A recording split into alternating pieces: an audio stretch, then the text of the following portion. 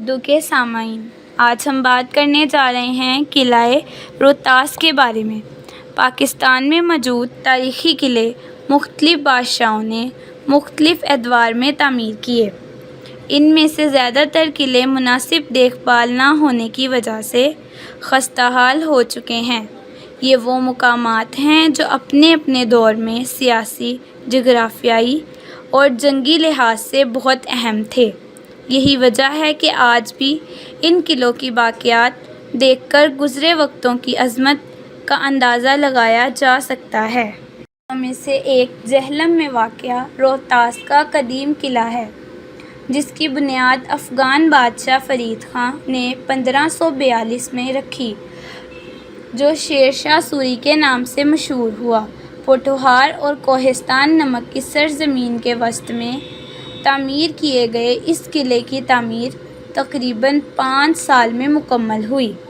اس کی ایک طرف نالہ کس، دوسری طرف نالہ گہان، جبکہ تیسری طرف گہری کھائیاں اور گھنا جنگل ہے۔ تعمیر جنگ قنوج میں مغل بادشاہ ہمایوں کو شکست دینے کے بعد شروع کی گئی تاکہ مزید حملوں سے بچا جا سکے۔ شیر شاہ سوری پوٹھوہار سے خیبر تک اپنی حکومت محفوظ رکھنا چاہتا تھا۔ روہتاس قلعہ گھکڑوں کی سرکوبی اور ان کے حملوں سے بچنے کے لیے فوجی حکمت عملی کے تحت تعمیر کروایا۔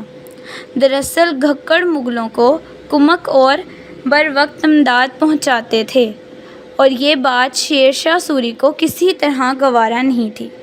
جب قلعہ کی تعمیر کچھ حد تک مکمل ہوئی تو شیر شاہ سوری نے کہا کہ آج میں نے گھکڑوں کی پیٹھ پر چھرا گھونپ دیا۔ قلعے کے عین سامنے شیر شاہ سوری کی تعمیر کردہ جرنیلی سڑک گزرتی تھی۔ سوری کے بعد اس کے بیٹے سلیم شاہ نے اپنے دور حکومت میں قلعے کی توسیع کروائی۔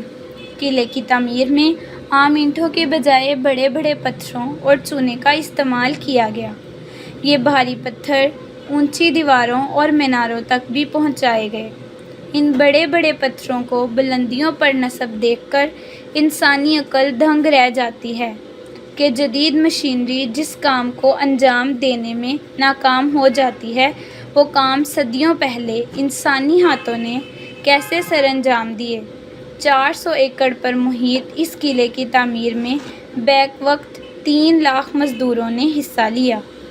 جنگل اور پہاڑوں میں بنائے گئے قلعہ روہتاس کے بارے میں کہا جاتا ہے کہ اس کی تعمیر اور پہاڑوں میں بنائے گئے قلعہ روہتاس کے بارے میں کہا جاتا ہے کہ اس کی تعمیر کرنے میں شیر شاہ سوری سے محبت کرنے والے بزرگان دین نے بھی مزدوروں کے شانہ بشانہ حصہ لیا اور اپنا خون پسینہ بہایا۔ قلعہ کی تعمیر میں جان قربان کرنے والے بزرگوں کے مقابر قلعے کے کسی نہ کسی دروازے کے ساتھ موجود ہیں، جبکہ اندر بھی جگہ جگہ بزرگوں کے مقابر ہیں۔ قلعہ اندرونی طور پر 2 حصوں میں تقسیم تھا، جس کے لیے ایک 1750 فٹ طویل دیوار تعمیر کی گئی جو قلعے کے دفاعی حصے کو عام حصے سے جدا کرتی تھی۔ جنگی حکمت عملی کو مدنظر رکھتے ہوئے قلعے کے کل 12 دروازے بنائے گئے، جو فن تعمیر کا نادر نمونہ ہیں۔ ہر دروازے کی تعمیر کا ایک مقصد تھا، جس کی وجہ سے ان کو بے حد اہمیت حاصل تھی۔ اس کے صدر دروازے کا نام ہزار خوانی تھا۔ قلعے کا سب سے قابل دید، عالیشان اور ناقابل شکست حصہ اس کی فصیل ہے، جس پر 68 برج، 184 برجیاں، 6881 کنگرے اور 8556 سیڑھیاں بنائی گئی تھیں۔ فصیل 3 منزلوں میں 2 یساع قطاری تعمیر کی گئی تھی۔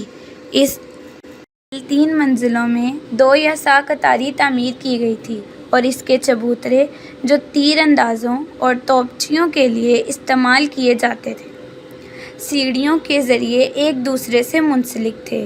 کنگروں سے دشمنوں پر پگھلا ہوا سیسہ اور کھولتا ہوا پانی انڈیلا جاتا تھا۔ جب قلعہ تعمیر ہوا تو یہ اپنی نوعیت کا ایک بڑا قلعہ تھا۔ تاہم یہ بات حیران کن تھی کہ اتنے بڑے قلعے میں محض چند رہائشی عمارتیں تعمیر کی گئی جن میں سے 60,000 فوجی قیام کر سکتے تھے۔ یہ قلعہ چونکہ دفاعی حکمت عملی کے تحت بنایا گیا تھا، اس لیے شیر شاہ سوری کے بعد برسر اقتدار آنے والوں نے بھی یہاں اپنے ٹھہرنے کے لیے کسی پرتعیش رہائش گاہ کا انتظام نہیں کیا۔ محلات نہ ہونے کے باعث مغل شہنشاہ آ کر خیموں میں رہا کرتے تھے۔ مغل شہنشاہ اکبر اعظم کے سسر راجہ مان سنگھ نے یہاں رہنے کے لیے ایک حویلی بنوائی تھی۔ قلعے میں 3 باولیاں بنوائی گئیں۔ بڑی باولی آج بھی موجود ہے جو 270 فٹ گہری اور جس میں اترنے کے لیے 300 سیڑھیاں بنائی گئیں۔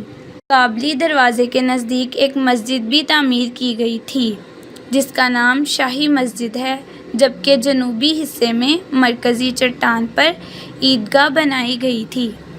شیر شاہ سوری کے بیٹے سلیم شاہ نے قلعے کو موسمی اثرات اور حادثات زمانہ سے محفوظ رکھنے کے لیے باہر کی آبادی کو قلعے کے اندر منتقل ہونے کی اجازت دی تھی۔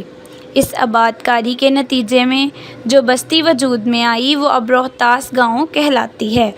مقامی لوگوں نے سطح زمین سے اوسطاً 300 فٹ بلند اس قلعے کے پتھر اکھاڑ کر مکانات بنا لیے۔ موجودہ دور میں قلعے کے چند دروازوں، راجہ مان سنگھ کے محل اور جنوبی مغرب سمت 4 منزلہ عمارت میں واقع بڑے پھانسی گھاٹ کے سوا بیشتر حصہ کھنڈرات میں تبدیل ہو چکا ہے۔ اپنے وقت کا یہ مضبوط ترین قلعہ آج بکھری ہوئی اینٹوں کے مانند موجود ہے۔